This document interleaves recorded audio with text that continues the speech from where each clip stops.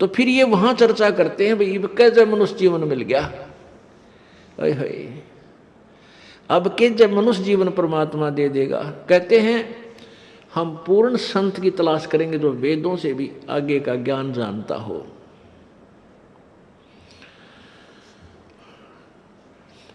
अब परमात्मा अपनी सच्चिदानंद घन की वाणी में 5वें वेद में कहते हैं इस देही को देवालोचे तू नर क्यों उकलाता।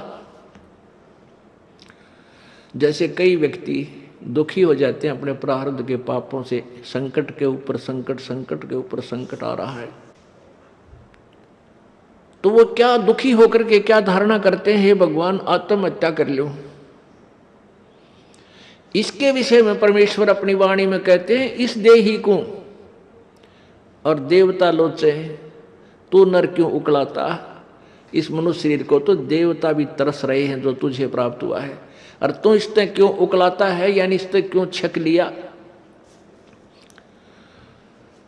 अब इससे दुखी होकर तू इसको नाश करने जा रहा है, इससे अच्छा कोई संत तलाश कर, भक्ति कर, पूर्ण संत की खोज कर। अब यहां इन जालिमों ने क्या जुल्म कर रखा है, ये नकली संतों ने, ये असली संत तक जाने नहीं देते। जगह जगह इन ठगों ने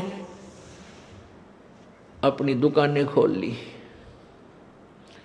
ना इनको कैखे का पता, ना भगवान का पता, ना भक्ति का ज्ञान, और लंबे चौड़े आश्रम बना लिए और ऐसी मार्मिक बातें लिख दी।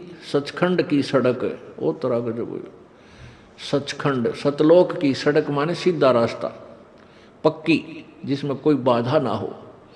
तो श्रद्धालु तो फिर जाएगा भाई, जिसको रोग है, जिसको चाह है परमात्मा की, वहां जा फंसे नकलियां के पास।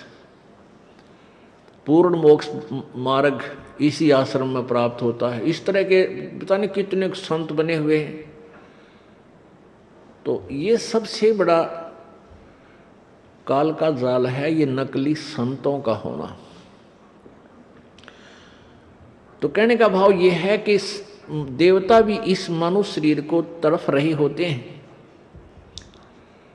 कि कभी मानव शरीर मिले, पूर्ण संत खोज करूं और भक्ति करूं। जैसे आप हाथी को देखते हो, हाथी ऐसे सिर मारता चलता है। अब हाथी को नेक्स्ट जीवन, अगला जीवन दिखाई देता है कि इसके बाद मैं के बनूंगा, गधा बनूंगा या कुत्ता बनूंगा या सुअर बनूंगा या मानव बनूंगा।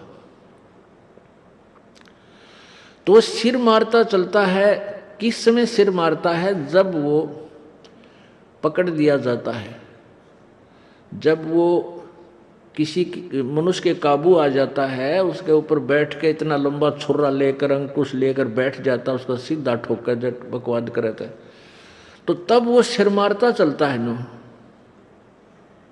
खड़ा खड़ा भी सिर मारता रहता है। अब वो ये सोचता है वह बड़ा फंसा, बहुत फंसा मैं, और जय इब का मनुष्य शरीर मिल गया तो पूर्ण संत की, पूर्ण परमात्मा की भक्ति करूंगा। पूर्ण संत की खोज करके और सही भक्ति करके अपना पीछा छुड़वाऊंगा। अब परमात्मा यहाँ क्या बताना चाहते हैं कि जो कुंजर सिर धुनत है, अगला जन्म सुझंत, इब कह हेल नर करत सेव पूरे संत। हाथी मन में सोच रहा होता है कि यदि अब की बार मनुष्य जीवन मुझे मिल गया तो पूरे संत की खोज करूंगा। अब परमात्मा फिर उसके ऊपर एक और कहते हैं कि हाथी अर्थात ये आत्मा मन के संयोग से इतनी ढीठ होगी। हाथी के विषय में कहते हैं कि हाथी तभी तक सिर पटक रहा है, धुन रहा है, जब तक यो बंध में आ गया और मनमानी इसको मस्ती नहीं कर पा रहा। इसलिए ये भगवान याद कर रहा है और ईब छोड़ दे इसने। अब इसको खोल दे यहाँ से और जंगल की तरफ कर दे। कति भगवान याद ना करे, उड़ा खावा केड़े के पेड़ा नर मार मस्ती फुर फुर नहावर ठाठ करे, नरी को बिद करे, कति सर नहीं धोने ना इसका याद आवा भगवान, हालांकि इसको पता भी है। तो इसलिए परमात्मा कहते हैं भाई इस परमात्मा के तत्व ज्ञान के बिना ये प्राणी ना तो भक्ति कर सकता और ना ही अपने इस मानव जीवन को ठीक ढंग से जी सकता। इसमें कोरी को बद करेगा। थोड़ा सा कोई राजपद प्राप्त हो गया, कोई बड़ा सा अधिकारी बन गया तो धरती तोलन न हो जा। मंत्री, मुख्यमंत्री, प्रधानमंत्री, राष्ट्रपति बन जाए तो पता ना क्या सोच बैठा है, और भूल जाता उसमें कि तू इंसान भी है, तू जीव भी है। तो ये जो चौंध लावा है, ये काल लगावा है, ये भूल जो डालता है, ये काल लगाता है कि ताकि ये नरे कर्म फोड़ ले अपने और पापों की गठड़ी बांध ले। क्योंकि अच्छी आत्माएं पूर्व जन्म की होती हैं, वो ही कोई उच्च पद, अच्छा धन प्राप्त करती हैं। तो वो अच्छी आत्माओं से नरे पाप करवा कर उनको नीच आत्मा बनवा देगा। और जो दुखी हैं वह तो पिछले, जो गरीब हैं, रोगी कोडी हैं, वो तो पिछले जन्म के पहले ही पाप नरे इकट्ठे कर रखे। तो पुण्यात्माओं, तत्व ज्ञान से हमें ये जानकारी होगी कि पूर्ण संत हमें मिला है, उनसे हम भक्ति लेकर साधना, सत साधना करें और मर्यादा में रहेंगे तो हमारे पाप कर्मों से आने वाले प्रारब्ध के जो कष्ट हैं वो पाप भी कट के हमें सुख होगा। यानी आप पर आने वाली आपदाएं, संकट भी दूर होंगे, आप निर्धन भी नहीं रहोगे, आप धनी बन जाओगे।